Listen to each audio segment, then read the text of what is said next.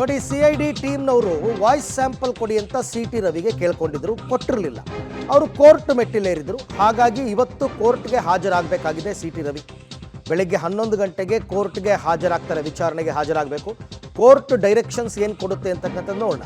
Voice sample ಕೊಡೋದಕ್ಕೆ ನಿರಾಕರಿಸಿದ್ರು CT Ravi ಅವರು. So ಹಾಗಾಗಿ ಕೋರ್ಟ್ ಮೊರೆ ಹೋಗಿತ್ತು CID ಟೀಮ್.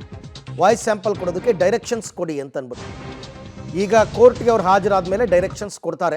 ಈಗಾಗಲೇ DPARನಿಂದ ಒರಿಜಿನಲ್ ವಿಡಿಯೋ ಕೂಡ ಅವ್ರು ಪಡ್ಕೊಂಡಿರೋದ್ರಿಂದ ಎರಡಕ್ಕೂ ಸೇರಿದಂತೆ ವಾಯ್ಸ್ನ ಟ್ಯಾಲಿ ಮಾಡ್ತಾರೆ. FSL ಮಾಡ್ತಾರೆ. ಅದನ್ನು FSL ರಿಪೋರ್ಟ್ ಬರುತ್ತೆ.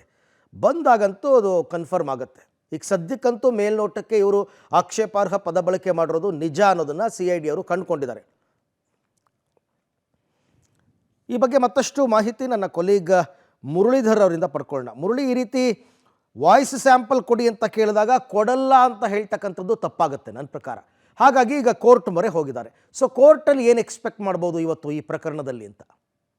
ಅರವಿಂದ್, ಪ್ರಮುಖವಾಗಿ ಎರಡು ಬೆಳವಣಿಗೆಗಳು ದೊಡ್ಡ ಪ್ರಮಾಣದಲ್ಲಿ ನಡೆದಿರುವಂತದ್ದು. ಯಾಕಂದ್ರೆ ಇಡೀ ಪ್ರಕರಣವೇ ಮುಚ್ಚಿ ಹೋಯ್ತು. ಇಡೀ ಪ್ರಕರಣ ಸಭಾಧ್ಯಕ್ಷರು ಸಹಾಯವನ್ನು ಮಾಡಲಿಲ್ಲ ಅಂದ್ರೆ ಇಡೀ ಪ್ರಕರಣ ಯಾವುದೇ ರೀತಿಯ ಮುನ್ನೆಲೆಗೆ ಬರಲ್ಲ, ಜೊತೆಗೆ ತನಿಖೆಯನ್ನ ಮಾಡ್ಲಿಕ್ಕೆ ಸಾಧ್ಯವೇ ಇಲ್ಲ ಅನ್ನೋ ರೀತಿಯಲ್ಲಿ ಪರಿಭಾವಿಸಿದ್ರು. ಆದ್ರೆ CID ಅಧಿಕಾರಿಗಳು DPAR ನ ಮೂಲಕ ಒಂದು ಒರಿಜಿನಲ್ ಫುಟೇಜಸ್ ಏನಿತ್ತು, ಒರಿಜಿನಲ್ ಫುಟೇಜಸ್ ಅನ್ನ ಈಗ ಕಲೆ ಹಾಕೊಂಡಿದ್ದಾರೆ. ಒರಿಜಿನಲ್ ಫುಟೇಜಸ್ ಈಗ CID ಅಧಿಕಾರಿಗಳ ಜೊತೆಯಲ್ಲಿದೆ. ಜೊತೆಗೆ ಆ ಒರಿಜಿನಲ್ ಫುಟೇಜಸ್ ಗಳಲ್ಲಿ ಇವರು ಆಕ್ಷೇಪಾರ್ಹ ಪದಗಳನ್ನ ಬಳಕೆಯನ್ನು ಮಾಡಿರುವಂತದ್ದು ಸ್ಪಷ್ಟವಾಗಿ ಗೊತ್ತಾಗಿರುವಂತದ್ದು. ಆ ಹಿನ್ನೆಲೆಯಲ್ಲಿ CT ರವಿಯವರ ವಾಯ್ಸ್ ಸ್ಯಾಂಪಲ್ ಅನ್ನ ಪಡ್ಕೊಳ್ಳೋಕೆ ಪ್ರಯತ್ನವನ್ನ ಮಾಡಿದ್ರು.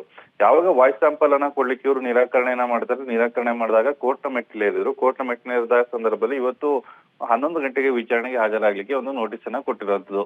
ಅರವಿಂದ್, ಪ್ರಮುಖವಾಗಿ ಇಲ್ಲಿ ಗಮನಿಸಬೇಕಾದಂತದ್ದು, ಹೈಕೋರ್ಟ್ ಷರತ್ತುಬದ್ಧ ಜಾಮೀನನ್ನ ಮಂಜೂರು ಮಾಡಬೇಕಾದ್ರೆ ತನಿಖಾಧಿಕಾರಿಗಳ ತನಿಖೆಗೆ ಸಹಕಾರವನ್ನ ಕೊಡಬೇಕು. ಜೊತೆಗೆ ತನಿಖೆಗೆ ಯಾವುದೇ ರೀತಿಯ ಅಡ್ಡಿಯನ್ನ ಪಡಿಸಬಾರದು ಅನ್ನೋದ್ರ ಬಗ್ಗೆ ಒಂದು ಷರತ್ತನ್ನ ವಿಧಿಸಿ ಒಂದು ಜಾಮೀನನ್ನ ಕೊಟ್ಟಿತ್ತು. ಅಂದ್ರೆ ತಕ್ಷಣವೇ ಅವರನ್ನ ಬಿಡುಗಡೆಗೊಳಿಸಬೇಕು ಅಂತ ಹೇಳಿ ಹೈಕೋರ್ಟ್ ಆದೇಶವನ್ನ ಮಾಡಿತ್ತು. ಆದ್ರೆ CT ರವಿಯವರು ತನಿಖಾಧಿಕಾರಿಗಳಿಗೆ ತನಿಖೆ ಸಹಾಯವನ್ನ ಮಾಡ್ತಾ ಇಲ್ಲ, ಜೊತೆಗೆ ವಾಯ್ಸ್ ಸ್ಯಾಂಪಲ್ ಅನ್ನ ಕೊಡ್ಲಿಕ್ಕೆ ನಿರಾಕರಣೆಯನ್ನ ಮಾಡ್ತಾ ಇರೋದು.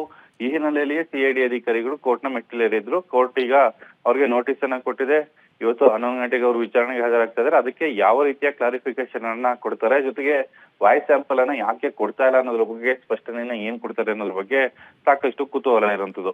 ಒಟ್ಟಿನಲ್ಲಿ ಪ್ರಕರಣ ಮುಚ್ಚೋಯ್ತು ಅನ್ನೋ ಪ್ರಕರಣವನ್ನ ಮತ್ತೆ ಜೀವ ಕೊಟ್ಟು ಅದನ್ನ ತನಿಖೆಯನ್ನ ಬಲಿಷ್ಠವಾಗಿ ಮಾಡ್ತಾ ಇರುವಂತದ್ದು CID ಅಧಿಕಾರಿಗಳು. ಅವರು ಯಾವ ರೀತಿಯ ಪ್ರತ್ಯುತ್ತರವನ್ನ ನೀಡ್ತಾರೆ ಅನ್ನೋದ್ರ ಬಗ್ಗೆ ಕುತೂಹಲ ಕಾಯ್ತಾ ಇರುವಂತದ್ದು. Arvind. Right Murali, thank you. ತಮ್ಮ ಎಲ್ಲ ಮಾಹಿತಿಗಾಗಿ ಧನ್ಯವಾದ.